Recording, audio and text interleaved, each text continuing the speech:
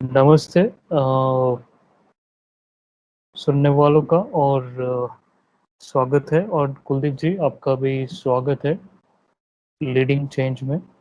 कुलदीप जी, ये तो आप जो जो नहीं जानते उनको थोड़ा कुलदीप जी के बारे में बता दें। कुलदीप जी का काफ़ी सालों से एनजीओ सेक्टर में काम करने का अनुभव है।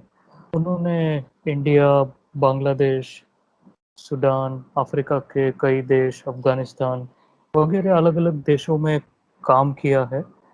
छोटी संस्थाओं से लेके अंतर्राष्ट्रीय संस्थाओं से लेके गवर्नमेंट के साथ अलग-अलग लोगों के साथ उन्होंने काम किया है इस सेक्टर में।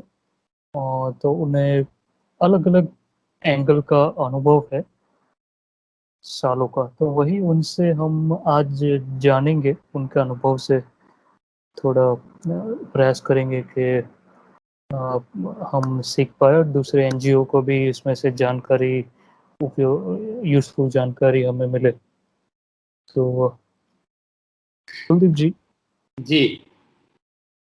आप वेलकम। और तो आप आज हमारा मेन डिस्कशन का टॉपिक है तो फंड रेजिंग का, क्योंकि ये नंबर वन प्रॉब्लम है एनजीओस का। और फंड रेजिंग, तो फंड्स कहाँ से आते हैं? Funds basically main source of continuous income है, तो वो है डोनर से। बस, तो डोनर्स जी। के बारे में, और डोनर्स कैसे लाए, और डोनर्स के साथ संबंध कैसे बनाए रखे, ये सब अलग अलग विषयों पे हम बात करेंगे आज। तो कुलदीप जी, आपके अनुभव के हिसाब से अ, आपको आपको क्या लगता है? आपने अलग अलग डोनर्स के साथ भी काम किया है, एनजीओस के साथ भी काम किया है, गवर्नमेंट्स के साथ भी काम किया है। ये क्या गैर मिसअंडरस्टैंडिंग है, गैर मान्यता है कि संस्थाओं के और डोनर्स के बीच में कि ऐसी कौन सी चीज़ें हैं जो संस्था सोचती है डोनर्स के बारे में कि ऐसा है, डोनर्स ये चीज़ चाहिए, डोनर्स ऐसे लोगों को अप्रोच करते हैं, डोनर्स ये चीज़ का ध्यान रखते हैं वगैरह वगैरह। तो ऐसी कौन सी चीज़ें हैं जो आपके आपके हिसाब से वो संस्थाओं की गलत मान्यता है? जी। ऐसे। जी। जी, आप। सबसे पहले तो आपका धन्यवाद इस अपॉर्चुनिटी के लिए। और ये जो मेरी कुछ समझ है इस विषय के ऊपर, तो कोशिश करूँगा कि वो मेरी समझ है वो सुनने वालों के साथ शेयर करूँ। तो सबसे पहले तो मैं आपको ये कहूँगा कि जो विकास का काम हो या तो आपदा के बाद का काम हो, उसमें डोनर का एक अहम भूमिका रहती है। और डोनर अलग अलग प्रकार के हैं, जैसे कि अंतर्राष्ट्रीय दाता है, फिर है कि यहाँ देश में जो है इंडस्ट्री के साथ जुड़े जो इंडस्ट्रियलिस्ट है, उद्योगपति, उनका सीएसआर जिनको बोलते हैं, कॉर्पोरेट सोशल रिस्पॉन्सिबिलिटी। और कुछ इंडिविजुअल डोनर्स होते हैं। और सरकार में केंद्र सरकार और राज्य सरकार दोनों की ओर से भी संस्थाओं को अनुदान मिलता है विकास के काम करने के लिए। आपने बिल्कुल सही बताया कि संस्थाओं के स्तर पर और डोनर्स दाताओं के स्तर पर कुछ गैर मान्यताएं, जिसको अंग्रेजी में मिथ्स कहते हैं, वो है। तो उसके ऊपर हमें थोड़ा प्रकाश डालना चाहिए। लेकिन उसके पहले मैं ये कहूँगा कि जो दाता संस्था है उनका संस्थाओं को मदद करने में जो उनकी भूमिका है वो बहुत अहम भूमिका है। और उन दोनों के बीच में जितना सामंजस्य अच्छा होगा, उतना जो धनराशि दी जाती है उसका सही से सही उपयोग होगा। और जो जरूरतमंद है उनके पास, उनके तक वो मदद से जो काम होगा उनका फायदा उनके तक पहुंचेगा। हमारा काम यही है, ऐसी विषयों के ऊपर हम चर्चा करते हैं और संस्थाओं के संस्थाओं तक ये बात पहुंचे, खास करके छोटी संस्था और मध्यम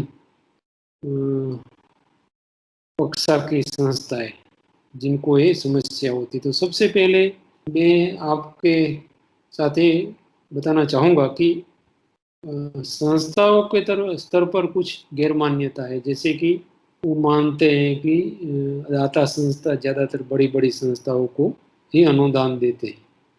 दूसरी गैर मान्यता है कि जब तक हमारी पहुंच नहीं होगी या तो हमारी पहचान नहीं होगी या दाता संस्था में हम किसी को जानते नहीं होंगे, हमको अनुदान मिलने की संभावना नहीं है या तो बहुत कम है।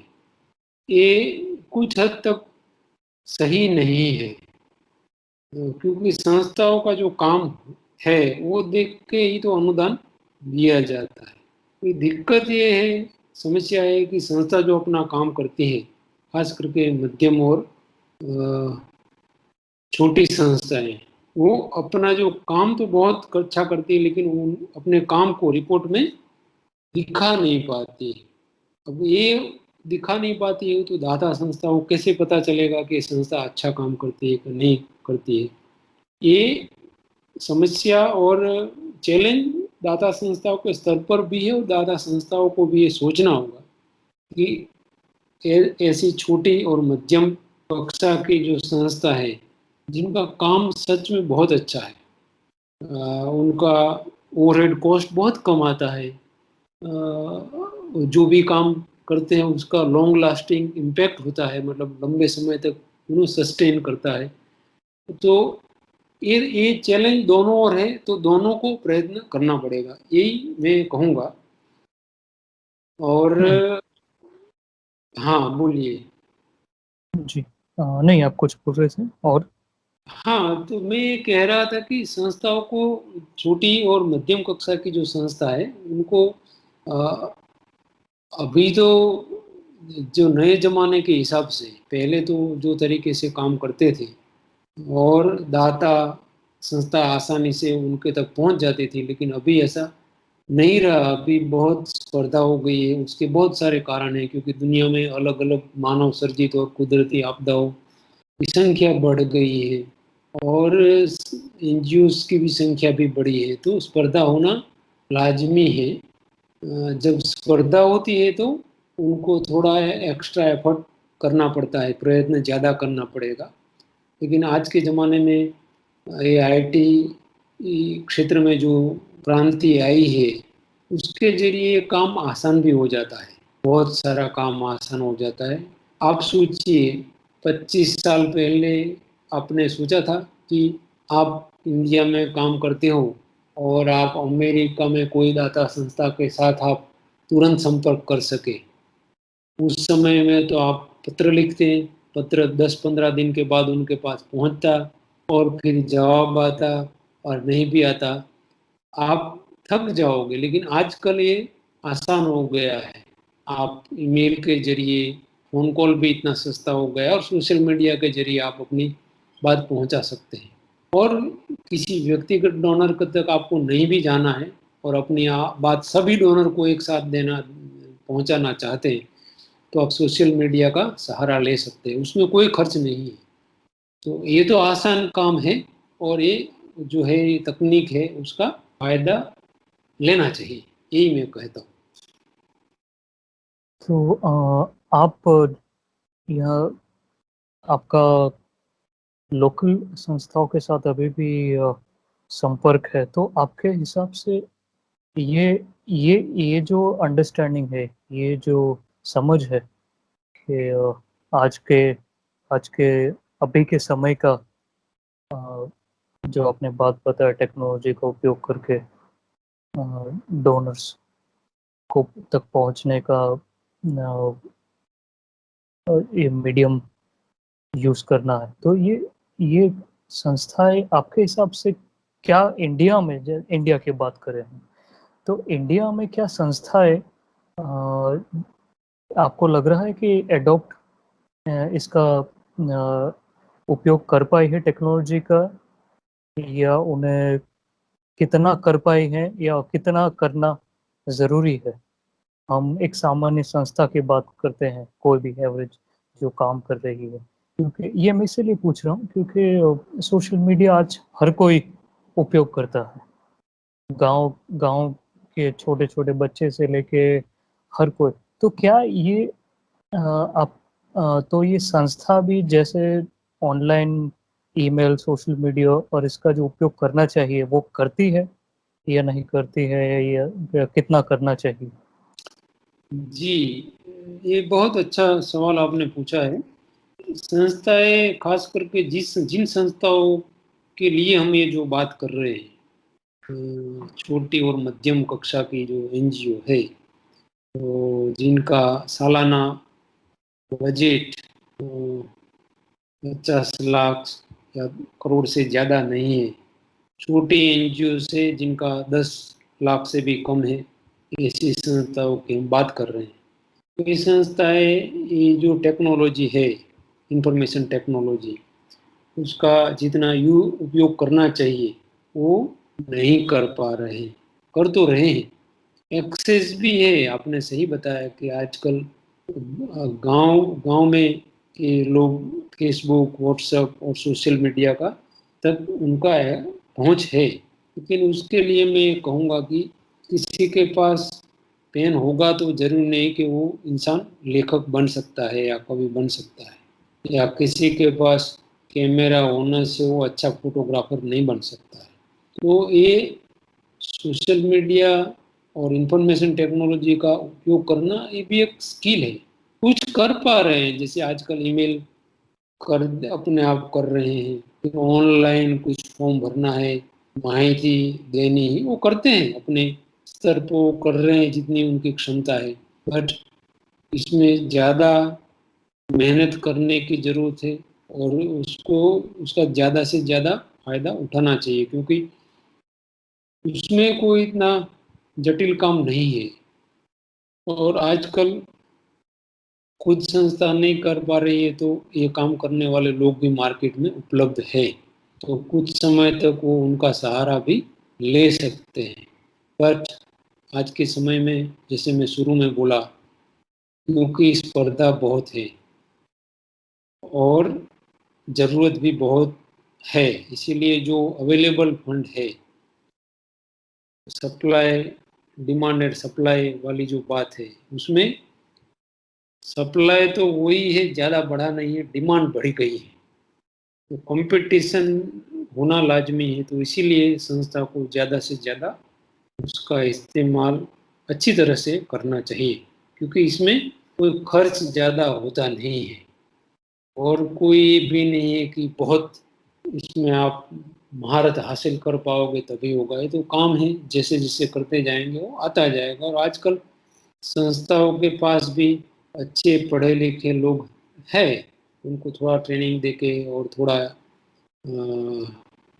वजन दे के बात काम करने से तो परिणाम होता है। मेरे अनुभव में बहुत सारी संस्थाएं जिनके साथ अभी मैं कुछ 2-3 सालों से काम कर रहा हूँ भारत में, अलग अलग राज्यों में, उन्होंने ये अडॉप्ट किया है और अपने आप में थोड़ा परिवर्तन लाए हैं, तो उसका उनको जरूर फायदा हुआ है, ये मैं कहूँगा मेरे अनुभव से।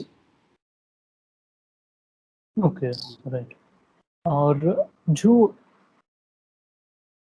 तो ये जो संस्थाएँ अ, नहीं कर पाती है, तो आपने बताया कि उनको वो अगर ये काफ़ी संस्थाएँ, ये क्योंकि टेक्नोलॉजी है, इसमें भाषा भी आता है, इंग्लिश और फ़ोटोज़ कैसे डालने हैं, ये सब जो ग्रास रूट पे काफ़ी संस्थाएँ विलेज लेवल पे और ये कम्युनिटी लेवल पे काम करते हैं, वो काम में इतना फ़ोकस होते हैं, उनको इश्यू में, प्रश्नों में इतना उनका फ़ोकस होता है कि ये उनका विषय नहीं होता है कि फ़ोटो कैसे खींचे, कैसे खुद जो काम है वो अच्छे से प्रेज़ेंट करे, फ़ोटो के द्वारा, वीडियो के द्वारा कैसे लिखे, कहाँ-कहाँ पे लिखे, किस माध्यम पे लिखे, कब लिखे।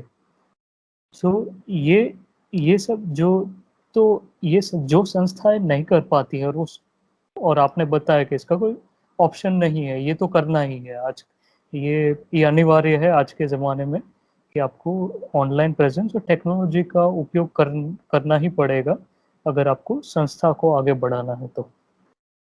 तो ये जो संस्थाएँ नहीं वो समय नहीं मिलता है या विषय नहीं है, ये टेक्नोलॉजी का यूज़ करना, तो वो कैसे कर सकते हैं? आपने एक बताया कि दूसरे लोगों की मदद कर ले सकते हैं, तो कैसे?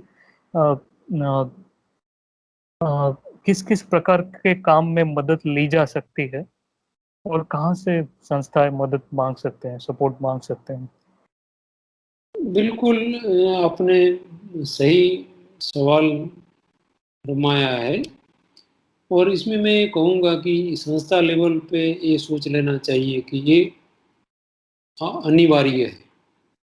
इसमें संस्थाएँ ध्यान नहीं देगी तो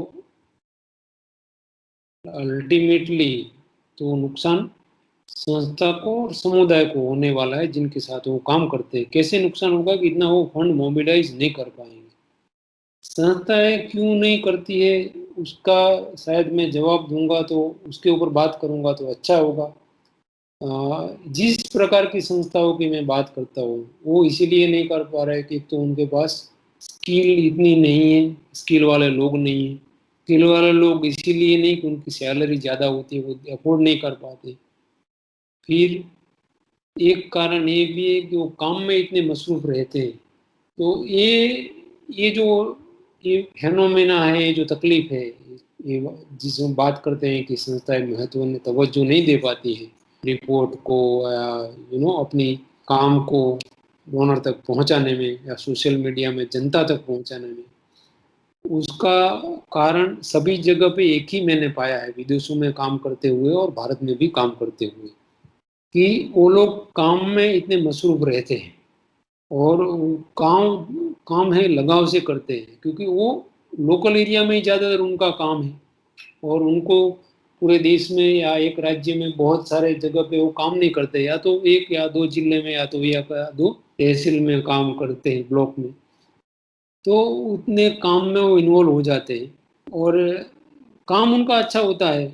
मैं देखा है दोनों बड़ी संस्थाओं में भी काम किया है भारत में, अंतर्राष्ट्रीय संस्था में भी काम किया है और बहुत छोटी संस्था में भी काम किया है। मेरा अनुभव ये रहा है कि छोटी संस्थाओं का काम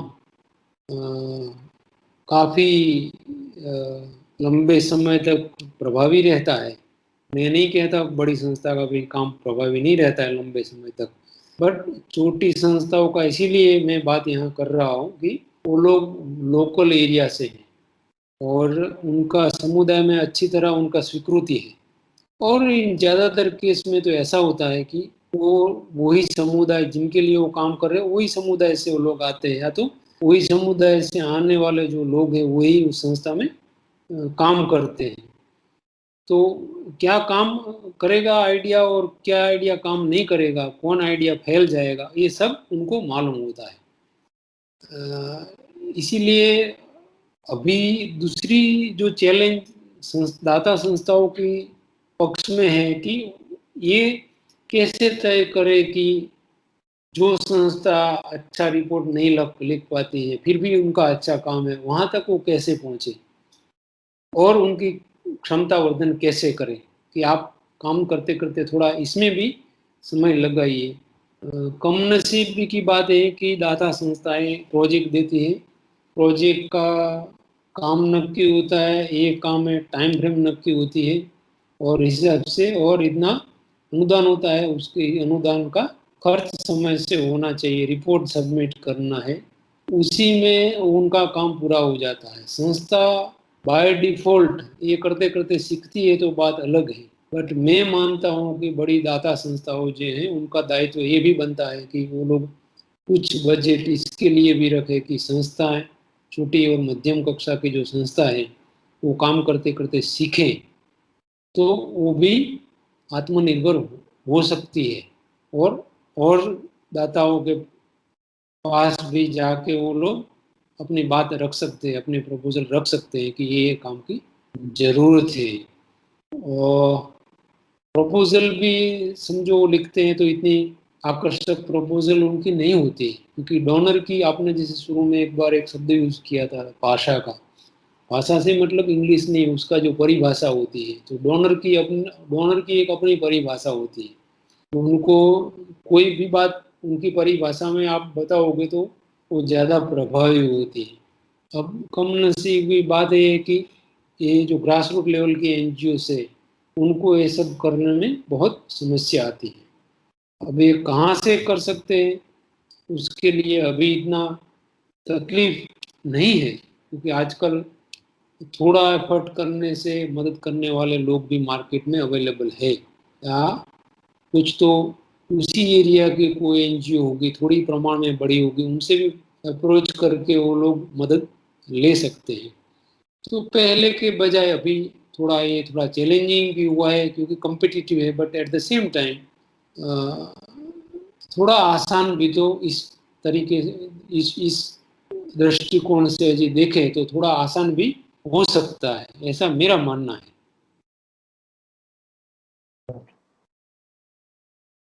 जी और बात जब बात करते हैं डोनर्स की, तो जो संस्थाएँ डोनर्स का संपर्क करते हैं, तो उन्हें क्या चीज़ों का आपके हिसाब से ध्यान रखना चाहिए खास, कि ये चीज़ ये चीज़ का खास ध्यान रखें? क्या क्या वो कर आपके हिसाब से क्या संस्थाओं को कुछ चीज़ें करनी चाहिए और क्या चीज़ें नहीं करनी चाहिए? आपके तो ये काम ये प्रेज़ेंट करते हैं, वो अपने जो काम है संस्थाओं का, तब तब तब के लेवल में, और उसके पहले संस्था के काम के लेवल में भी क्या चीज़, संस्था में भी क्या ऐसे कुछ आपके ध्यान में कुछ ऐसी चीज़ें संस्थाओं को ध्यान रखनी चाहिए जब काम करते हैं, जिस जिसका आगे जाके ध्यान नहीं रखते हैं, जी तो उसका, और या ये ज़्यादा ध्यान रखना चाहिए जिसका डोनेशन मिलने पे असर होता है? जी क्या जी नहीं करते हैं वो करना चाहिए जी और क्या बिल- होना चाहिए? बिल्कुल बिल्कुल। तो इसमें मैं सबसे पहले तो ये कहूँगा कि ये जो संस्थाओं जिस संस्था को ध्यान में रख के हम बात कर रहे हैं, उनको बहुत सारी चीज़ों का बातों का पता नहीं होता है। जब डोनर आते हैं कि ये चीज़ें, तभी उनको पता चलता है। मैं उसके लिए कुछ उदाहरण दूंगा। जैसे आजकल संस्थाओं के पास सारी पॉलिसियाँ होनी जरूरी है, जैसे कि मानव संसाधन मतलब एचआर पॉलिसी, फिर फाइनेंस पॉलिसी, फिर anti sexual harassment policy, child protection policy, procurement policy, code of conduct, IT policy, disposal policy. ये सब पॉलिसियाँ उनके ऑफिस में ना सिर्फ लिखित रूप में हो, बट उसको स्टाफ, जो की स्टाफ है, सारे की स्टाफ को ये पॉलिसी के बारे में पता होना चाहिए। दूसरा, जब नया ऑर्गेनाइजेशन आता है तो उसके पहले वो देखते हैं कि संस्थाओं की अप्रोच जब संस्था करती है तो वो तुरंत देखते हैं कि संस्था के पास वेबसाइट है कि नहीं। आजकल ज़माने में सबसे पहले लोग बिना कहे वेबसाइट देखते हैं। अभी संस्थाओं को ये महत्व वो नहीं देती छोटी संस्था की वेबसाइट होना चाहिए। वेबसाइट होने का फायदा सबसे बड़ा है कि आप बिना वहाँ पहुँचे बहुत सारे लोगों तक आपकी बात पहुँचा सकते हैं। तो एक तो वेबसाइट में थोड़ा संस्थाओं को रिसोर्स इन्वेस्टमेंट करके अच्छी वेबसाइट रखनी चाहिए। फिर जो है उनका ब्रोशर है, फिर और विजिबिलिटी मटेरियल है, जैसे कि थोड़ा अच्छे बैनर्स होना चाहिए काम के बारे में, साइन बोर्ड अच्छा सा होना चाहिए। फिर ईमेल आईडीज, जैसे कि ये लोग ज़्यादातर एनजीओ का मैंने देखा है कि ये हॉटमेल, जीमेल, याहू मेल, वो सब ईमेल बनाते हैं, वो ईमेल आईडी तो वो प्रोफेशनल नहीं दिखता है। अभी ये जो चीज़ें मैंने आपको बताई वो सब उसके लिए कोई ज़्यादा खर्च होता नहीं है। संस्था को समझ के इसमें यही मान के करना चाहिए कि एक प्रकार का इन्वेस्टमेंट है। फिर है उनका क्योंकि कोई भी अनुदान देने वाला संस्था है वो तो देखेगा कि हमारा जो अनुदान की राशि है उसका सही से यूज होने के लिए क्या क्या फुल प्रूफ सिस्टम है संस्था के पास। तो कोई अच्छा काम कर रहा है इसका मतलब ये नहीं कि उनको धड़ाम से अनुदान मिल जाता है, और ना मिलना चाहिए ऐसे बिना सिस्टम को पता किए। तो जैसे फाइनेंस की बात मैं करता हूँ तो लोग ज़्यादातर एक्सेल शीट में, जो छोटी संस्था एक्सेल शीट में अपना फाइनेंस का रिकॉर्ड अकाउंट रखते हैं। तो ये भी ठीक नहीं है क्योंकि वो थोड़ा आगे जाके कॉम्प्लिकेटेड हो जाता है और उसमें से आप बहुत सारे रिपोर्ट जनरेट नहीं कर पाते। तो कुछ जो सॉफ्टवेयर आते हैं वो आसानी से वो सॉफ्टवेयर अभी तो मिल जाते हैं, वो सॉफ्टवेयर का यूज़ करके वो अकाउंट रखना चाहिए। फिर ये सारी पॉलिसियाँ होना चाहिए, क्योंकि जब डोनर आते हैं तो वो आके ड्यू डिजिलेंस करते हैं, तो पूरा एक चेकलिस्ट लेके आते हैं। और वो चेकलिस्ट होता है कि आप ये, फिर आप कहोगे कि हमारे पास नहीं हम करके रखेंगे, तो डोनर को आप एक गलत इंप्रेशन दे रहे हैं अपने आप बारे में। अब एक अच्छा आपकी छवि खड़ी नहीं कर पा रहे हैं इस माध्यम से आप। तो मैं तो यही कहूँगा कि दाता संस्था की ओर से कोई स्टाफ आए या तो आपका कांटेक्ट करे, तो ये उसके पहले ये सब चीज़ें आपके पास होना जरूरी है। ये बोलते हैं ना बार बार प्रोफेशनल प्रोफेशनल, बोलते हैं कि प्रोफेशनल संस्था है। तो प्रोफेशनल क्या है, क्या उसको, क्या प्रोफेशनल का मतलब क्या है? प्रोफेशनल का मतलब ये सब चीज़ें उनका सिस्टमेटिक हो। प्रोफेशनल का मतलब ये नहीं कि एसी ऑफिस होना या अच्छा फर्नीचर होना, but everything is arrange properly, और जो भी मांगो तुरंत से मिल जाता है उस संस्था के पास। रिपोर्ट जैसे कि 3 साल का क्वालिटी रिपोर्ट होना चाहिए विथ फोटोग्राफ्स, अच्छा अच्छे से डिजाइन किया हुआ। पिछले 3 साल का ऑडिटेड रिपोर्ट तो आजकल हर एक संस्था को पास हो गया है, मैंडेटरी इसीलिए, बट चलो वो है तो अच्छी बात है। और वही रिपोर्ट को एनुअल रिपोर्ट में रखना चाहिए। फिर अपने काम के बारे में अच्छा कोई डॉक्यूमेंट्री बना सकते हैं, फोटो डॉक्यूमेंट्री या वीडियो डॉक्यूमेंट्री, वो कहीं पे भी वो लोग उपयोग कर सकते हैं। तो अपने डोनर तक अपनी बात आसानी से पहुंचाई जा सकती है। और ये जो बातें मैंने आपको कही, इसमें कोई ज़्यादा इतना खर्च नहीं आता है। सवाल है कि उसको प्राथमिकता देने की मानसिकता डेवलप करनी पड़ेगी। राइट। आपने जैसे बताया, मैंने भी काफ़ी संस्थाओं के साथ काम किया, बात किया, तो उनका ये है कि ये सब चीज़ों का, काफ़ी चीज़ों का हमें थोड़ा संस्थाओं को थोड़ा सोचने का नज़रिया थोड़ा बदलना पड़ता है, तो उसके बाद में उन्हें थोड़ी चीज़ें अलग से दिखती है। जैसे आपने जैसे बताया कि ये जो चीज़ें हैं, वेबसाइट है या अच्छा क्वालिटी का रिपोर्ट होने चाहिए, फाइनेंशियल पॉलिसीज़ होनी चाहिए, कि इसको संस्थाओं को ये खर्च की तरह ना समझे। अगर खर्च की तरह समझेंगे तो ये सब चीज़ें रुक जाएगी, खास करके छोटी संस्थाओं के बारे में बात करते हैं तो। ये चीज़ें ये चीज़ों को इन्वेस्टमेंट की तरह देखना चाहिए।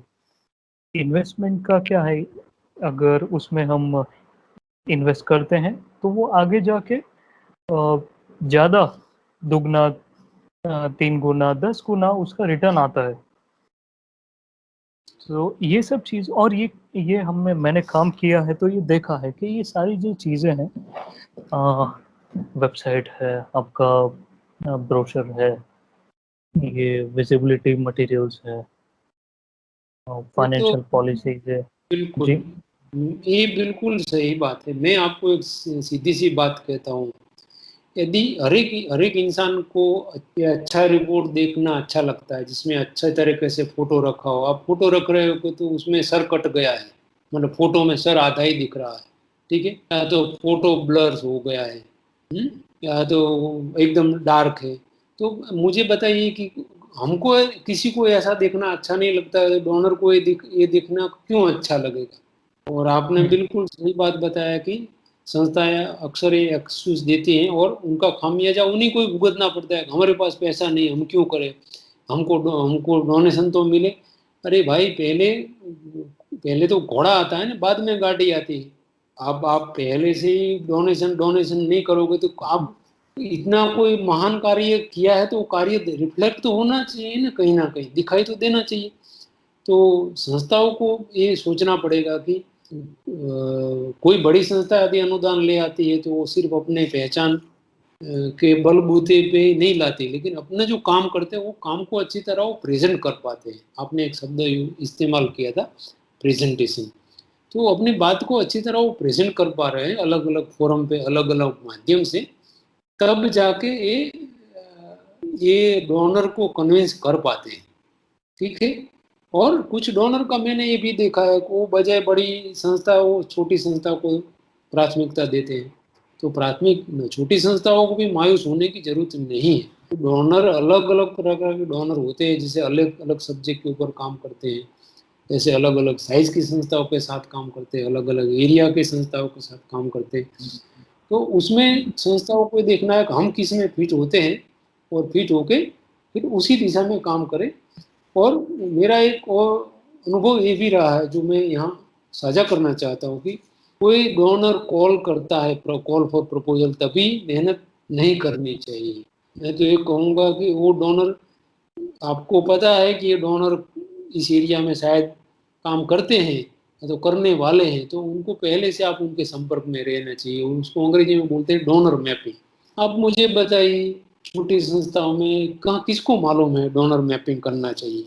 वो जैसे सामने आ जाता है ना, फायर फाइटिंग वाला काम करते हैं कि जो जरूरत आ गया, किसी का कॉल प्रपोजल का आया है कि 25 तारीख तक प्रपोजल सबमिट करते हैं, करनी है, तो दौड़ दौड़ के इधर उधर करके वो कर देते हैं।